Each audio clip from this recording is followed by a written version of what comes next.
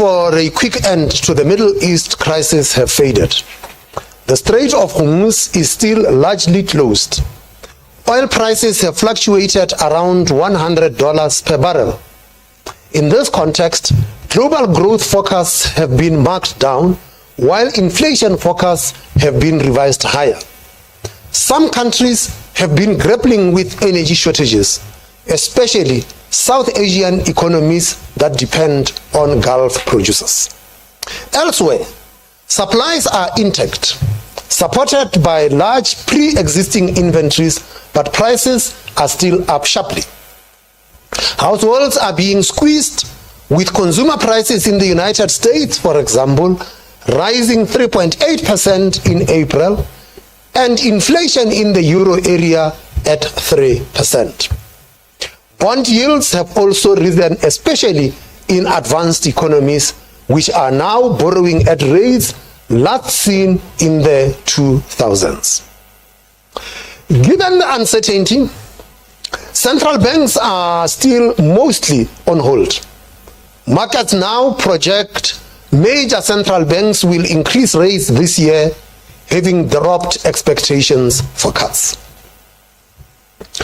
Moving to South Africa, we have lowered our growth forecast for the next 2 years. Before this shock hit, the economy seemed to be gaining momentum, with the incoming data mostly positive. Now, however, we face a painful combination of higher global uncertainty and reduced disposable income. This will hit both investment and household consumption, which have been our main growth drivers. The recent floods in the Western Cape, Eastern Cape, and Northwest provinces have also done severe localized damage. The frequency of these extreme weather events underscores the threat from climate change. We see downside risks to growth. That said, the fundamentals of South Africa's economic recovery remain intact, as reflected in the recent decision by Moody's to assign a positive outlook to the sovereign credit rating. The macroeconomy is demonstrating resilience to global challenges. South Africa's terms of trade remain elevated, lifted by favorable prices for key exports. Domestic reforms continue to support a pickup in growth potential. Moving to inflation, consumer prices rose 4% in April, up from 3.1% previously. This was mostly due to higher energy costs.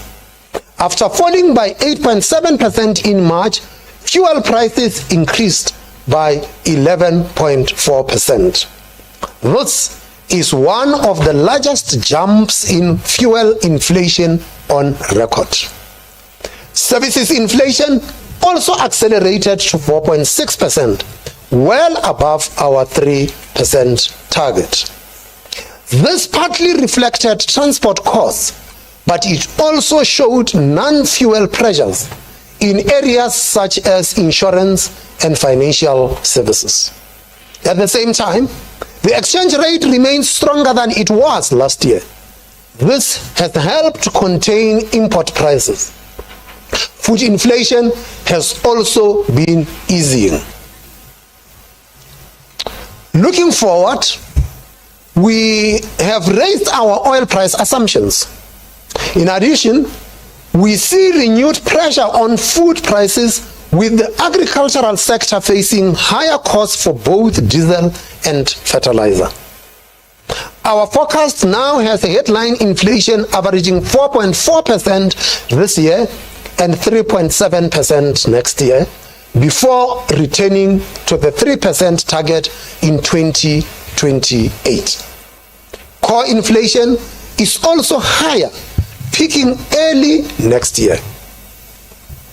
These projections entail some second-round effects, as the shock broadens out into wages and inflation expectations. At this early stage, we don't have clear confirmation of these effects in the data. New results from our main survey of inflation expectations will only be available next month. However, in market indicators and analyst expectations are edging higher. Given the forecasts, we see upside risks to inflation. Against this backdrop, the committee decided to increase the policy rate by 25 basis points to 7% effective from the 29th of May. 4 members preferred this action while 2 favored no change. The committee agreed that inflation risks had intensified and that the challenge of large and overlapping shocks would likely trigger second-round effects requiring a monetary policy response. Our decision was aimed at managing risks and ensuring that inflation returns to target. The forecast from our quarterly projection model shows 1 hike this quarter. As inflation falls later in the forecast, our model then has rates easing again towards neutral levels. Real rates are lower this year given higher inflation, so the policy stance is now less restrictive than it was in March. As before, this rate path remains a broad policy guide. Our decisions will continue to be taken on a meeting-by-meeting basis with careful attention to the outlook, data outcomes, and the balance of risks to the forecast. Given elevated uncertainty, we continue to find value in scenarios. For this meeting, we explored 3 risks. 1 is a prolonged Middle East crisis leading to higher food and oil prices plus a weaker rand. The second included El Nino, a weather pattern that seems to be forming currently and which typically brings drought to parts of South Africa. The third scenario added non-linear effects, basically the risk that big shocks have proportionally larger effects on inflation with more costs passed on to consumers. All these scenarios imply higher inflation and lower growth. For the quarterly projection model, policy must achieve a balance supporting economic activity while guiding inflation back to target over time. To this end, the various scenarios all show some additional monetary policy tightening. The scenario with a longer straight closure has inflation at about 5% with 2 more hikes than the baseline. While El Nino added rates stay higher for longer. With El Nino effects added, rates stay high for longer.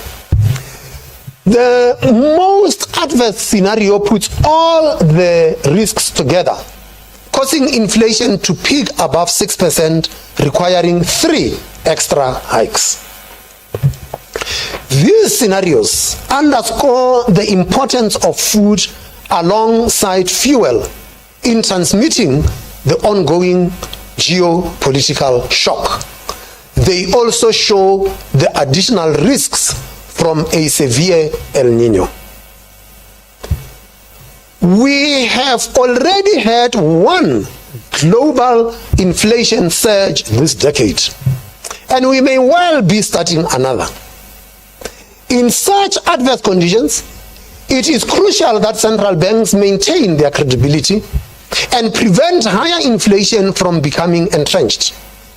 Although we do not have the tools to prevent the initial effects of supply shocks, monetary policy is responsible for longer-run inflation.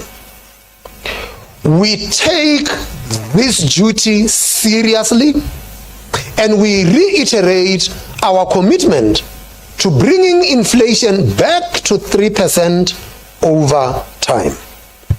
That concludes our statement, and as usual, I will invite members of the media to pose any questions that you might have, and again, do identify yourself and the media house that you represent. Right in the front here, we will start 1, 2. Greetings, Governor and Deputy Governors and everyone else in the room.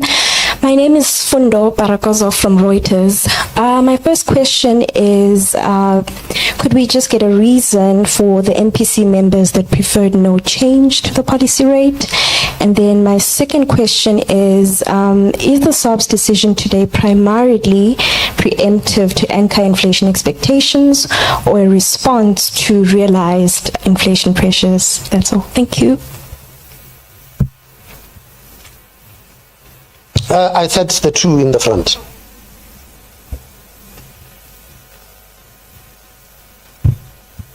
Afternoon, everybody. Kopanogumbi from Reuters as well.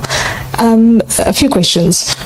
Firstly, would you say that food price pressures are lagging relative to the immediate fuel shocks that we've seen? Or is there a resilience given the position that the industry was in before the war began? And then recognizing that I'm asking you to be certain about the uncertain, based on what you know now, what does the outlook tell us about the timing and the nature of the second round effects? Specifically, when do you anticipate that they could start to materialize? Are we looking in the next quarter or sooner? And beyond fuel and food, which other second round effects are you watching most closely, and how do you sustain, or how sustained do price pressures in those areas need to be before they become a more serious concern for the committee? I'll ask more in the next round. Okay. Let's take one more there in the second row so that they don't feel unloved. Good afternoon, Governor and the rest of the panel. My name is Ntando Tukwana from Bloomberg News. My question today is that I'd just like to ask whether a 50 basis points hike was considered in this meeting. And given the assumptions that you've just given us with 7.83%, that's the policy rates as you see it in the most adverse scenario by the third quarter. Could we see an outsized hike larger than 25 basis points by then if the war persists? Thanks very much. Okay, thank you very much for that. Here in the front, did you say its name is Sfundo? Sfundo. Sfundo, the statement that you have has got all the views of the committee. And as we talk about the need to balance supporting economic activity and getting inflation back to target, that tells you that the conversations in the committee were more about timing rather than the direction. The direction of travel is very clear, that monetary policy would have to react to the challenges that we are facing. And so you ask the question, are you being preemptive? The arrival of second round effects does not make an announcement. You start to look at signals and see what else you are seeing. So one way of looking at it is to take the inflation as we have it and remove the shock, basically the fuel prices, remove them and see what remains behind. What we have now is that we had removed not just fuel, but we removed fuel, electricity and food, because then that is a measure that everybody is familiar with, which is called core inflation.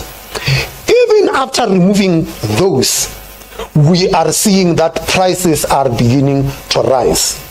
And that is what then begins to concern us, because it says to us that second round effects are beginning to kick in. So when the second round effects arrive, it's a question of judgment and time. Do you think they are coming, or do you think they are here, or do you want to wait to make sure that they are really here before you react? If you are going to wait until they are really here, it's too late. It's outside of your monetary policy horizon. And so we say in our forecast that we expect core inflation to peak in the early part of 2027. There is nothing that we can do with that horrible April inflation print. Nothing we can do.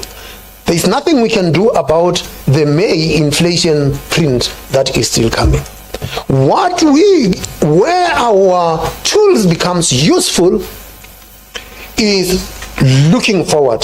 And so when we are here now, according to our quarterly projection model, that policy is more effective 3 quarters ahead. And given that the peak is in the first quarter of next year, at least with core, which is where we expect core to peak, policy is reacting with that in mind, looking forward rather than here. We do state that there is evidence of some second round effects starting to show up, as we have shown, but there could still be more that is coming, and that is why you also realize that we have taken our inflation forecast forward. And then, which then brings us to Kopano's question about the timing and nature of second round effects, which I've sort of like dealt with. And she asks, beyond food and fuel, are there other second round effects? No, fuel is in the first round. It's a first round effect. It gets felt immediately. And the food is not so much that we have had a food shock, but we expect that to be coming because of the following. Firstly, we're lucky that our planting season for the summer crops was already done before the shock was done. The winter crops would feel it, but agriculturists tell us that they are not as demanding on fertilizer as the summer crops are. And so if there is indeed a food shock, that's why we modeled the El Nino. If there is that shock, that will be an additional shock in other way. Now, there are the direct effects from this shock that are coming directly via fuel prices and diesel. So think of it this way. A farmer must operate a tractor and a harvester. They use diesel. So the price of diesel has gone up. That means the cost of harvesting or the cost of planting has gone up. Then the crop, if it is maize, because that is what most people watch in the country, the maize must go to the silos. So it must be transported to the silos. But the cost of transporting it to the silos is now higher. And then the maize must then eventually move from the silos to the mills. That is an additional transport from the silos to the mills. And once it had gotten to the mills and you now have milli mill, the milli mill must be taken from the mills to the supermarkets, to the shops, to the retailers where you buy. So you can see that there were the immediate direct effects that affected the price of fuel, but because this is an input in that production process, the indirect effects will then start to fit in. And that distinction then about those indirect effects as to whether they are first round or second round is a very thin line. But we would say, well, they are indirect, but where do they lead to? you will then begin to see that the prices in the supermarkets, in the retailers go up, and then you say, yes, we can see that the second round effects have kicked in. But then you might have to exercise judgment in the process to say, I am already seeing this evidence that the input costs are going up, and by when would they be felt? And you would have to take some view. It might be in 2 quarters or 3 quarters ahead, and that is what policy would have to react to. And you asked, I sort of like dealt with your thing about food prices, whether the pressure is lagging. There are 2 things that would lag it. It is the fertilizer and, of course, the cost of diesel going forward. The resilience that you had referred to would have to do with the fact that we had the crop estimates committee, so that we will have a significant crop this year.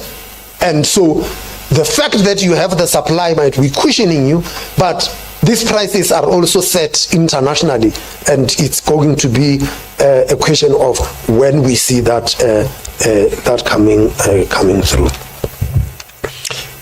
Ntando, was 50 basis points considered? Yes. There was a protracted discussion on that. And in the final analysis, the view of the committee was that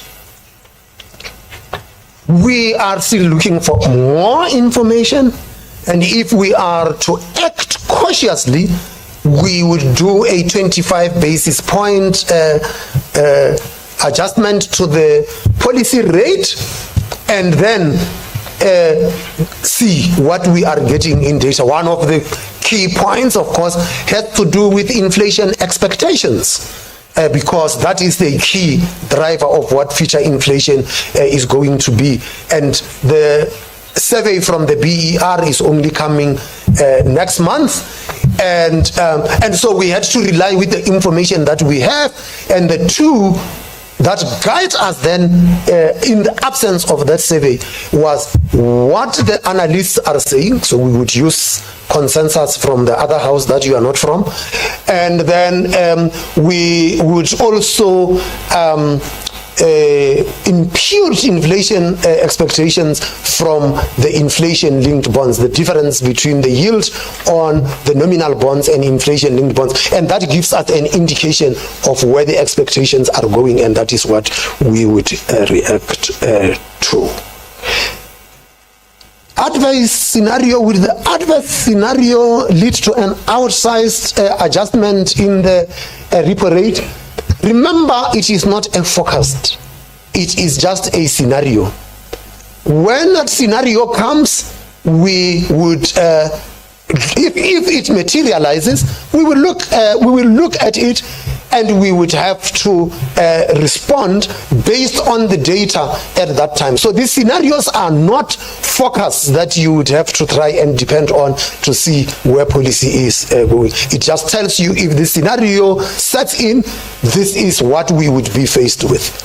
And even the rate path that is in those scenarios, like the rate path in the baseline, is just a guide that would change depending on data, the outlook on a meeting by meeting basis. Right, Alistair.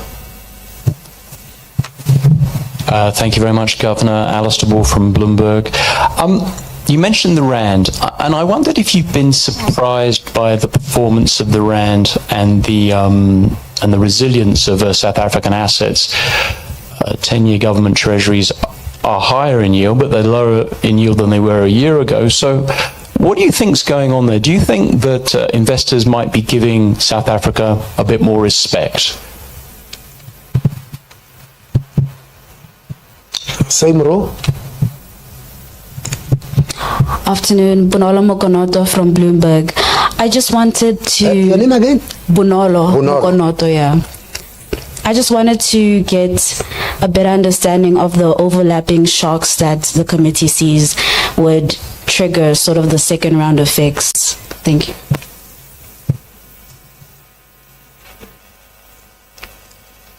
Repeat that question.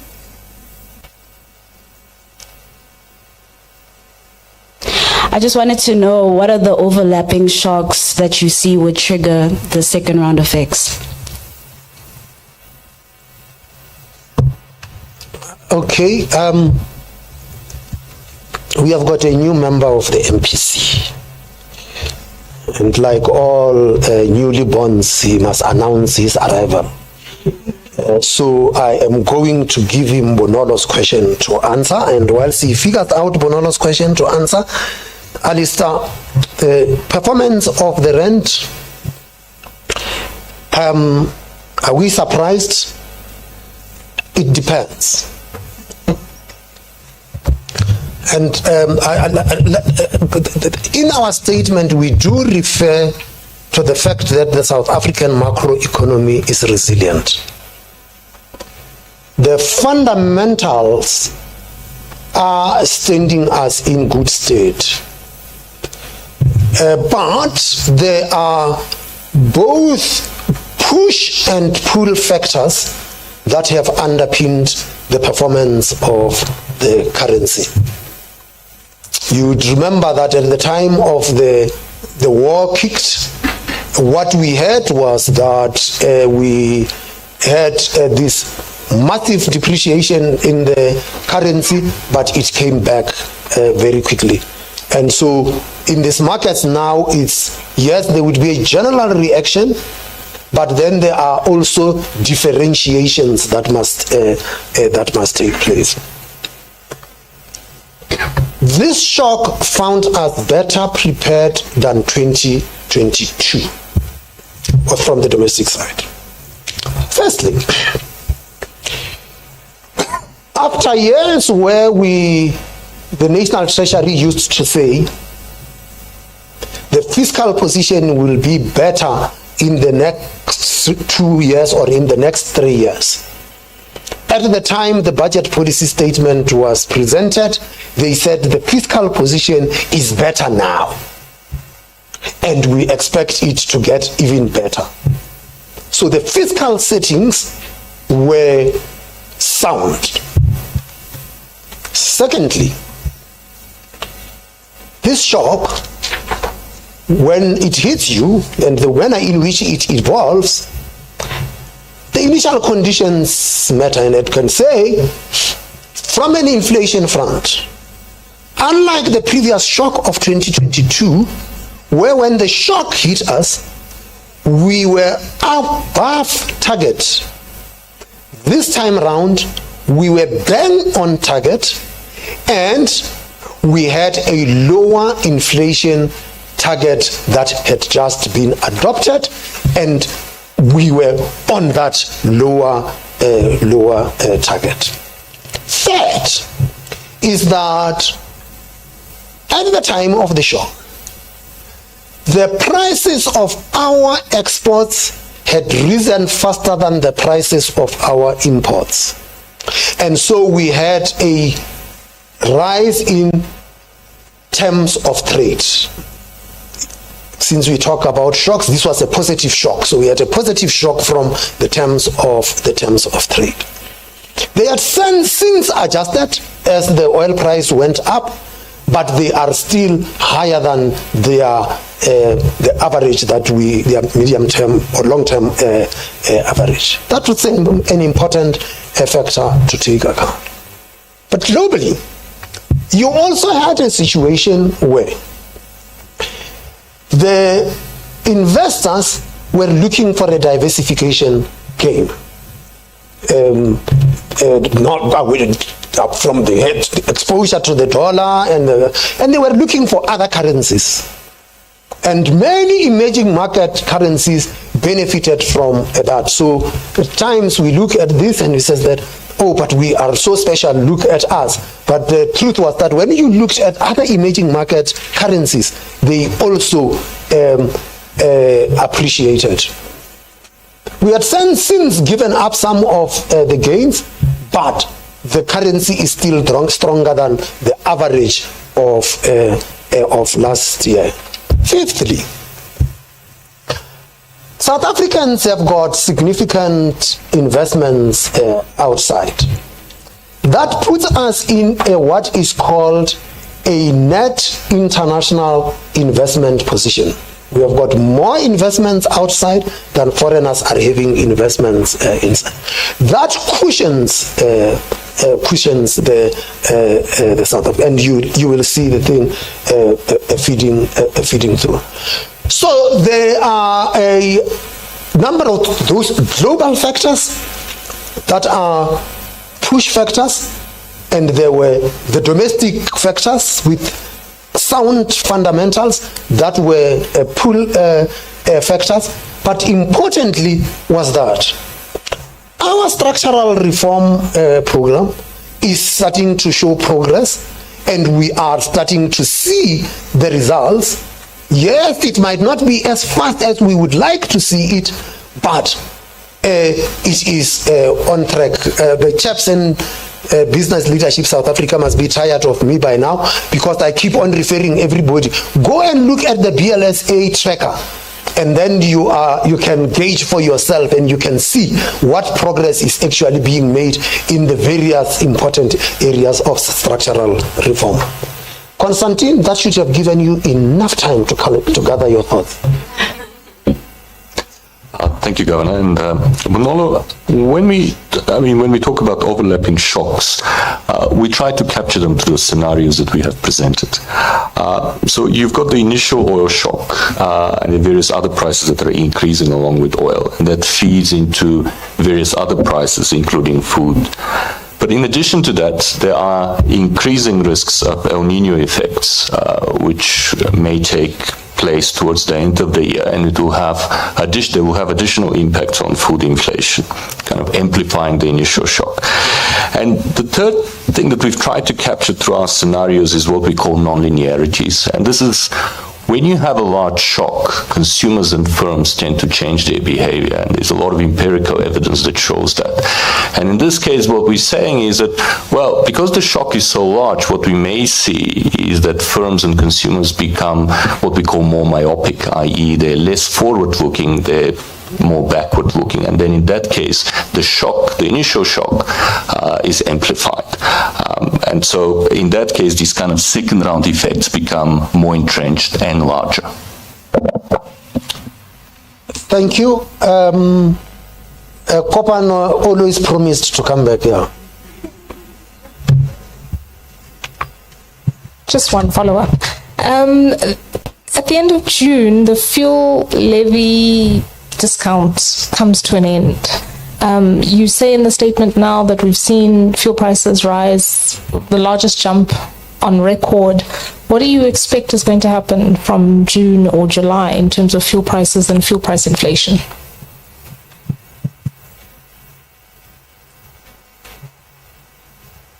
Is that it from the House here?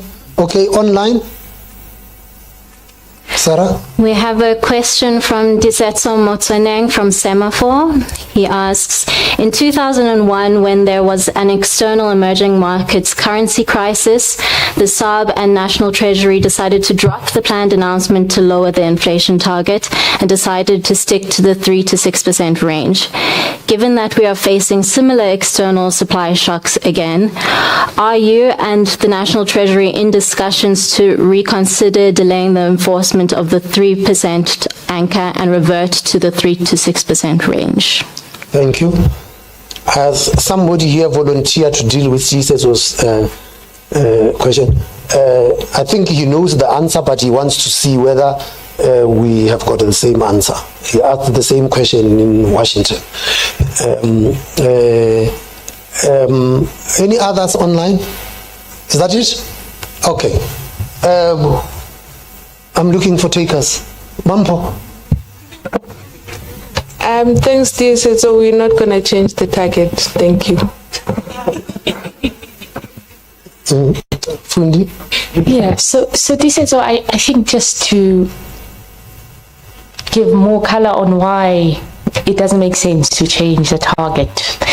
It is that as the MPC, we come every 2 months to explain to you the decisions that we've taken. And we have highlighted that we may be outside the target for certain periods of time when we experience a shock. And the job of the MPC is to help with the course correction. So even if you have a target of 3%, you may deviate from it. You've seen other central banks do this. It is the job of the central bank to be explaining how we navigate our way back to target in the event of a shock. Okay, that brings us to the end. Oh, no, from Kopano, yes, you. You want to take that, David?